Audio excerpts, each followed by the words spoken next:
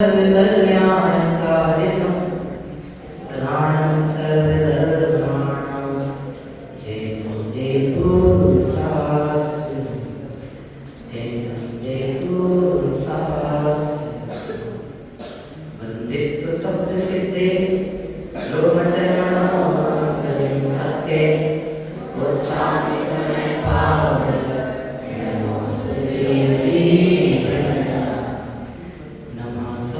साराय स्वानुभूत्याचकास्ते चित्स्वभावाय भावाय सर्वान्तरक्षणे। पंचमहेश्वर भगवान की जय हो। कलिकाल संबंध श्रीमदाचार्य भगवान तुलसीदेव द्वारा रचित परमागम ग्रंथ की समय सारथी हमारे समक्ष विराजमान है। समय सार ग्रंथ को स्मरण करते हुए बहुत ही सुंदर समय सार की स्तुति लिखी गई है। हम उस समय सार की स्तुति का वांचन करेंगे आज इस कक्षा में। एक बार हमने आपको समय सार की स्तुति का वांचन पहले बताया था। आज हम बताएंगे तो आपके उच्चारण स्पष्ट होंगे। इस दृष्टि से इसका प्रयोग करते हैं। बहुत सुंदर और बहुत सार गद्य ये स्तुति है और बहुत प्यारी इसकी लय है। 6 छंदों में ये समय सार स्तुति लिखी गई है और 6 ही इसमें छंद हैं, लोग हैं। हम क्रमशः एक छंद को पढ़ते हुए आगे बढ़ेंगे। आप सभी आएंगे। बहुत प्यारी स्तुति है। ज्ञानियों के उपकार को शीघ्र समझ लेते हैं।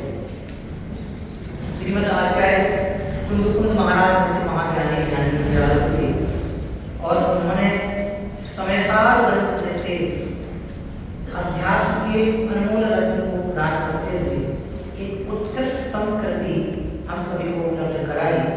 ऐसे महामनीषी दिग्गज आचार्य श्रीमद् भगवान कुंददेव का उपकार हम सबके लिए विशेषतः स्मरण होना चाहिए, क्योंकि यदि कुंद महाराज के उपदेश को प्राप्त नहीं होता तो आप कल्पना करो कि ना तो समय सार होता, ना समय सार अर्थात धर्म की चर्चा यहाँ हो रही है। कुंद महाराज के पहले ग्रंथ लिखने की परंपरा तो शुरू हो गई थी, लेकिन ग्रंथों में अध्यात्म को समावेशित करके जैन धर्म की ध्वजा को प्रसारित करने में, फैलाने में, प्रभावना में कुंद महाराज का जो प्रदेय है वो बहुत अनुपम है। अध्यात्म की सर्वोत्कृष्ट निधि रचना समय सार जी को माना जाता है। ऐसा ये समय सार जी हमारे समक्ष विराजमान है। हम धन्य हैं कि हमें इस पंचम काल में भी अध्यात्म की सर्वोत्कृष्ट रचना पढ़ने को प्राप्त हो रही है। हम धन्य हैं कि हमें श्रीमद आचार्य कुंद महाराज को समझने का सौभाग्य प्राप्त हुआ है। हम धन्य हैं कि हमें ज्ञानियों के वचनों को इस तरह से पढ़ने का अवसर प्राप्त हुआ है। हम धन्य हैं कि हमें इतनी कम उम्र में जैन धर्म की आराधना करने का अवसर प्राप्त हुआ है। बिरले होते हैं वे जिन्हें आचार्य भगवान की देशना समझ में आती है। हमारा ज्ञान इतना प्रखरता को प्राप्त है कि हमें आज इन ज्ञानियों के हृदय में बैठने का, उनको आत्मसात करने का अवसर प्राप्त हुआ है। आप कल्पना करो, आप कबूतर हो जाते कि कल एक छोटा सा कबूतर बच्चा वहाँ बैठा था, शाम के समय हम लोग कक्षा में थे, ऐसी मन में नमस्कार सुना। जिस समय कबूतर को नमस्कार सुनाया, वो कबूतर वैसे तो ऐसे बैठा था, गर्दन झुका है, रात के उनके सोने का समय था, लेकिन घूमते घूमते ऐसे सुनाया उसको। तो कबूतर की भी संगीत पंचेंद्रिय में बता रहा हूँ, कल की प्रत्यक्ष घटना है इसलिए बता रहा हूँ।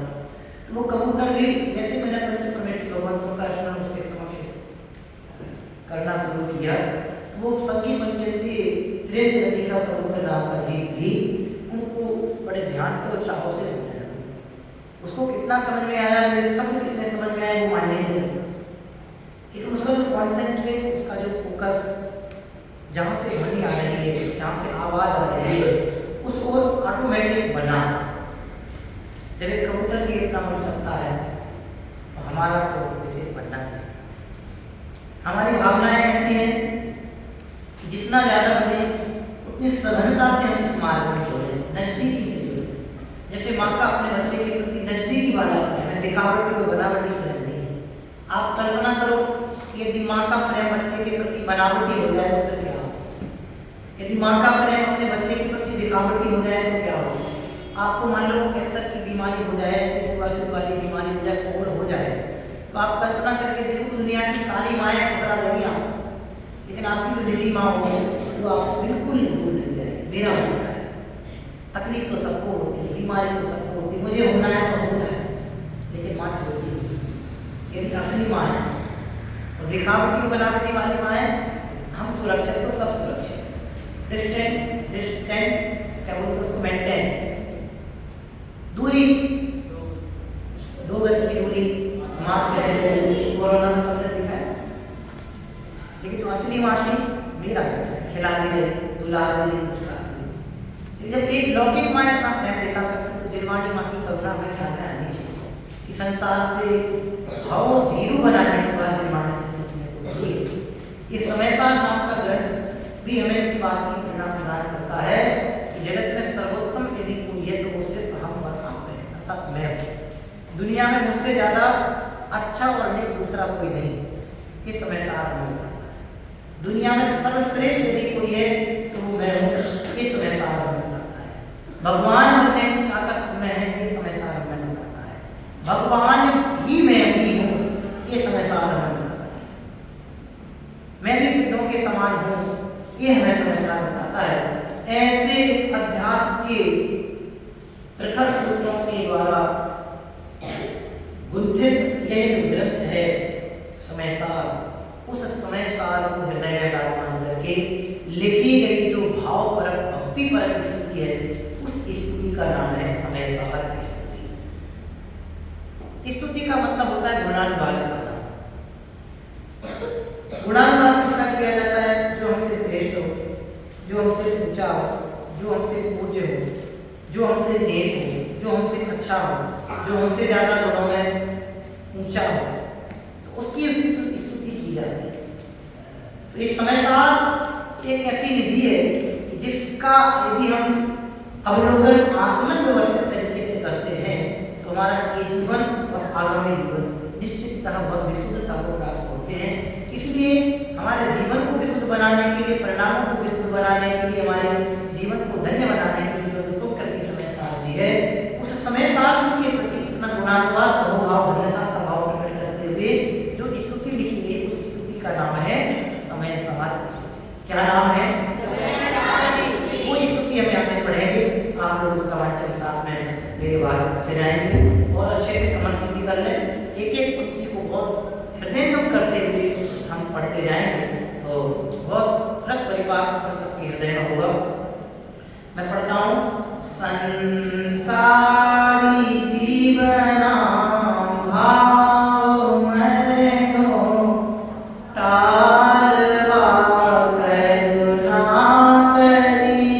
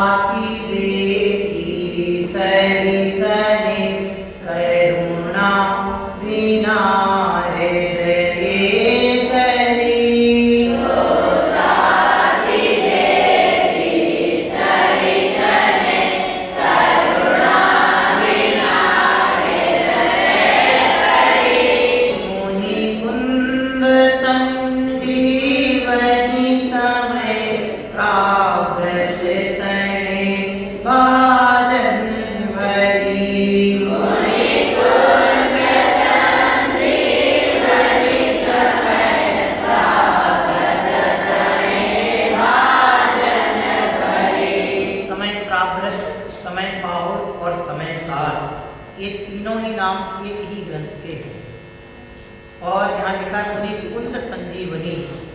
आचार्य कुंद महाराज के द्वारा रचित यह संजीवनी के समान। संजीवनी समझते हो क्या होता है? संजीवनी बूटी। संजीवनी बूटी अर्थात जीवन प्रदायिनी बूटी। जीवन प्रदायिनी बूटी अर्थात कि जब कोई विशेष मरणासन्न परिस्थिति को प्राप्त हो जाता है तो उस मरणासन्न व्यक्ति को एक जीवन प्रदान करने वाली जो बूटी होती है, जीवनदायिनी औषधि, जिसके 100% चांस होते हैं कि उसके दुष्प्रभाव से वह, बीमारी के दुष्प्रभाव से वह बचा जा सके। ऐसी जो बूटी होती है उस बूटी का नाम है संजीवनी बूटी। क्या नाम है? संजीवनी। इस समय सार जो ग्रंथ है वह संजीवनी बूटी के समान है, ऐसा यहाँ लिखा है।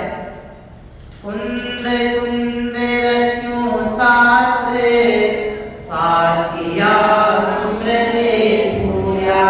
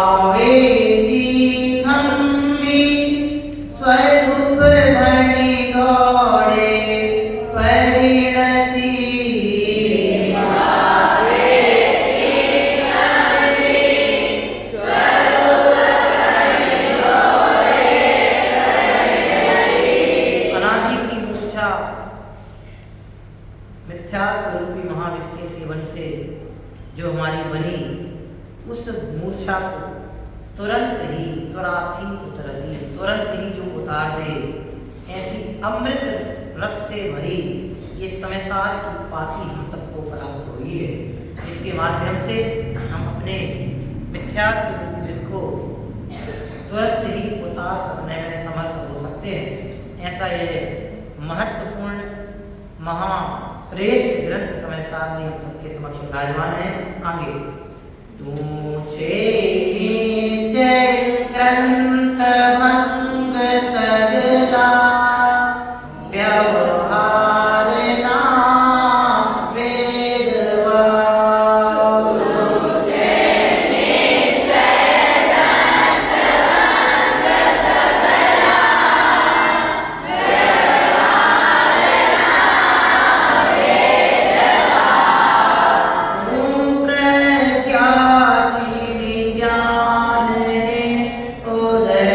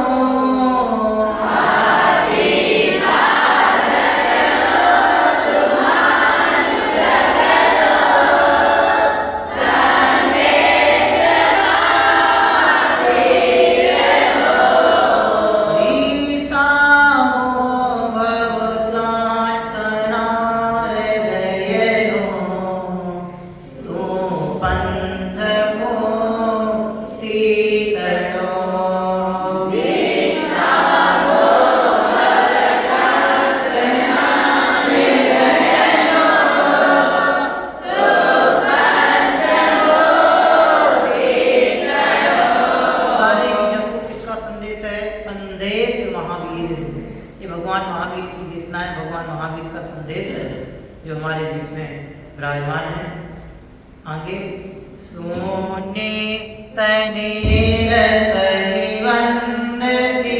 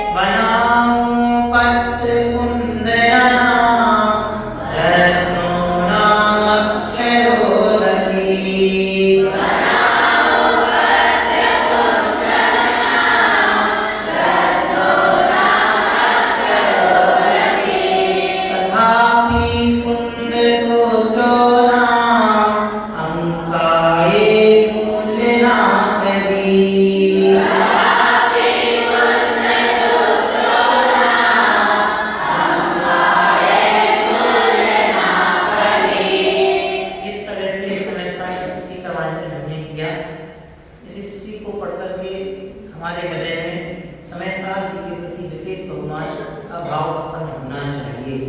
यहाँ लिखा है आचार्य कुंदकुंद के द्वारा ये जो पत्र लिखे गए हैं अर्थात ग्रंथ लिखा गया है, इनको यदि रत्नों के अक्षरों से भी लिख दिया जाए, हीरा मोती माणिक रत्न जो आते हैं इनसे भी एक एक अक्षर को टाँक दिया जाए तो भी इस कृति का मूल्य अदा नहीं किया जा सकता।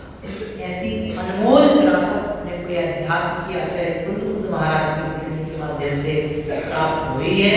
धन्य है वे आचार्य कुंदकुंद देव जिन्होंने अध्यात्म की ऐसी सर्वोत्तम निधि हमारे लिए प्रदान की। ऐसे आचार्य कुंदकुंद महाराज को हम हृदय से धन्यवाद से विनय से बारंबार वंदन नमस्कार ज्ञापित करते हैं। ऐसे महामुनीषी दिगंबर संत आचार्य कुंदकुंद महाराज के द्वारा ये अनमोल विरासत अपने को प्राप्त हुई है। हम और आप सबकी जिम्मेदारी है कि ऐसी अनमोल विरासत का अध्ययन चिंतन मनन करते हुए जिन शासन की आराधना और प्रभावना में अपने जीवन को समर्पित करें। अपना जीवन आराधना में बनेगा तो प्रभावना स्वयं हो जाएगी। हम सिर्फ प्रभावना के लिए तैयार रहें और आराधना केवल नहीं दें तो हम दोनों ही चीजों से वंचित रह जाएंगे, क्योंकि आराधना के बिना प्रभावना त्रिकाले भी संभव नहीं, तीन काल में भी संभव नहीं है। इसलिए हम स्वयं पहले समय साल जी को आगे पढ़ने का प्रयास करें और अपन स्वयं समय साल पढ़ करके जन जन तक यह समय साल की दिव्य देशना पहुंचाने के लिए प्रयास करें तो निश्चित ही इस ग्रंथ को, इस स्तुति को पढ़ने का लाभ हम और आप सभी को प्राप्त होगा। ये स्तुति हम सभी पढ़ें, अपने कंठ का हार बनाएं, याद करें और आप सब यहाँ पढ़ रहे माता पिता तक भी इस बात को संदेश प्रेषित करें कि ऐसी अनमोल स्तुति जो हमारे दैनिक पाठ्यक्रम में भी शामिल हो सकती है, ऐसी स्तुति हम सब पढ़ते जाएं और अपने जीवन को समय साल में बनाने के लिए तत्पर रहें। हम सभी अपने जीवन को समय साल में बनाएं। ऐसी भावना के साथ अभी विराम देते हैं। ओम नमः शिवाय।